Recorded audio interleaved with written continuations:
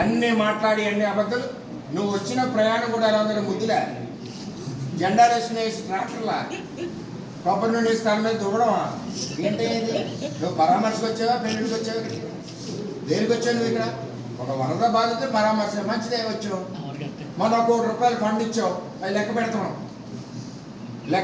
నేనే లెక్క పెడుతున్నాను. మెషినెట్ డొనేషన్ ఇచ్చావు. ఏం ఆదుకున్నావు నువ్వు? అసలు ఈ నియోజకవర్గానికి ఏం చేసేవని వచ్చావు నువ్వు? నీ ఎంపీ 5 ఏళ్ళు కనపడలేదు, ఎలక్షన్ 2 నెలల ముందు వచ్చింది.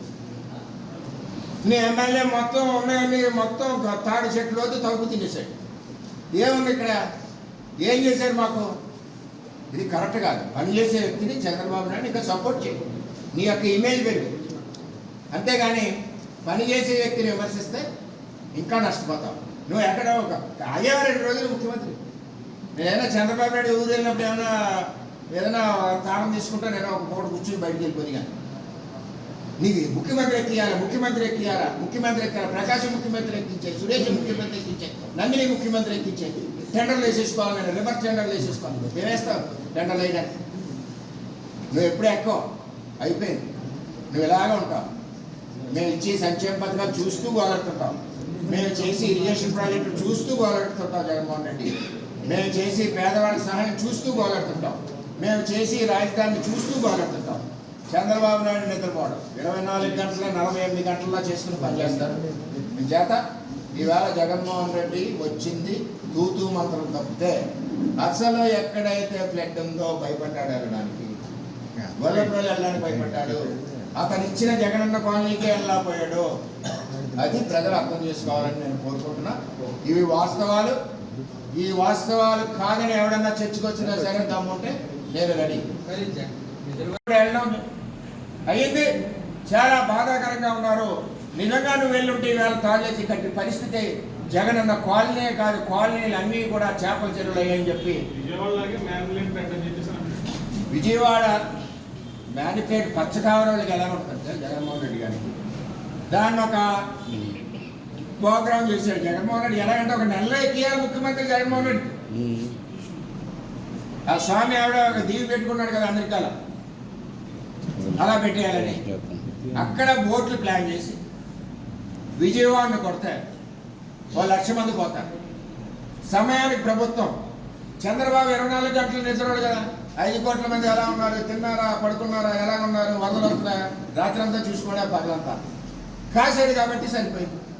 అలాగే ఏలేరు బోట్లు ఎట్టి గుద్దడానికి లేదు కదా. కింద నుంచి గుద్దాలంటే తెత్తు 500 ఏలేరు గేట్లు, వెనక నుంచి రావాలంటే 2 కిలోమీటర్ల రావాలి, మొక్కలు వేస్తారు. అని చేత క్రియేటెడ్ ప్రోగ్రామ్ చేయాలని ఆలోచన చేసిన వ్యక్తివి నువ్వు. పచ్చగా ఉన్నవాడికి ఊరంతా పచ్చగా పడుతుంది. నువ్వు చేసిన పనికిమాలిన పనులకి నాతో సహా మేము కూడా వెళ్ళాం విజయవాడ. అందరం కూడా ప్రజలను ఆదుకున్నాం, రాత్రి పగలు కష్టపడ్డాం. చంద్రబాబు నాయుడు గారి నిరంతరం రాత్రి పగలు నిద్ర లేకుండా మా అధికారులు, సెక్రటరీస్, హెచ్ఓడీస్ అందరూ కూడా కష్టపడ్డారు. ఇవాళ మా పిఠాపురం, మా జిల్లా కలెక్టర్, అదేవిధంగా మాకు ఇక్కడున్న రెవెన్యూ సిబ్బంది, రకరకాల డిపార్ట్మెంట్ సిబ్బంది, డిస్ట్రిక్ట్ సీనియర్ ఆఫీసర్లు ఈ రోజు వరకు ఇంటికి భోజనానికి వెళ్తే ఒట్టు. ఆ విధంగా మేము ఇక్కడ పిఠాపురాన్ని సర్వీస్ చేసాం. అలాగే Telugu Desam party cadre, Janasena cadre, BJP cadre ప్రతి ఒక్కరు కూడా ప్రజలను ఆదుకోవడంలో పనిచేశారు. ఇది పార్టీ అంటే, పార్టీ క్రమశిక్షణ అంటే. జగన్మోహన్ రెడ్డి ఎప్పుడు కూడా తప్పుడుగా మాట్లాడదు, ఉన్న వాస్తవాలు మాట్లాడు. నేను అన్ని మాట్లాడిన దాంట్లో వాస్తవాలు దమ్ముంటే చర్చకు రండి. పునరావాసాలు కల్పించడంలో వరద బాధను ఆదుకోవడం నియోజకవర్గం అలా కదండి. రెన్యువేషన్ తర్వాత ఈ ప్రొక్యూర్మెంట్, ఈ క్రాప్ నమోదు లేదన్నాడు. తెలివైనవాడా తింగరవాడా అర్థం. మా నియోజకవర్గం మీరు నొక్కో, నీకు కంప్యూటర్ వచ్చుగా, కంప్యూటర్ నొక్కో. పిఠాపురం నియోజకవర్గం ఈ క్రాప్ ఎంత ఉంది? 98% ఉంది. అది చంద్రబాబు. నీకులా కాదు, ధాన్యం కొనలేక ఈ క్రాప్ లేదు పో, ఆ క్రాప్ లేదు పో, ధాన్యం కొనలేదు. ఎన్నాళ్ళకి ఇచ్చావా ధాన్యం కొన్న డబ్బు నువ్వు? ఈ సంవత్సరం ధాన్యం అంతే, 2వ సంవత్సరం ఇచ్చావు ధాన్యం డబ్బు నువ్వు. ఈ సంవత్సరం ఉపాధి హామీ పనులకి అంతే, 2వ సంవత్సరం డబ్బు ఇచ్చావు. ఈ నెల ఉద్యోగస్తులకు 1వ తారీఖు జీతాలు ఇవ్వాలంటే 20వ తారీఖు నాడు ఇచ్చావు. పెన్షన్ 1 ఇవ్వాలంటే 5వ తారీఖు నాడు ఇచ్చావు. చంద్రబాబు న్యూస్లో ఇచ్చుకో. 13 లక్షలు అప్పు ఇచ్చినా జగన్మోహన్ రెడ్డి చంద్రబాబు భుజాల మీద మోస్తా 31 పెన్షన్ వస్తుంది. 1 సెలవు అయితే ఉద్యోగస్తులకు 1 సెలవు అయితే 31 జీతాలు వస్తున్నాయి. అది చంద్రబాబు నాయుడు.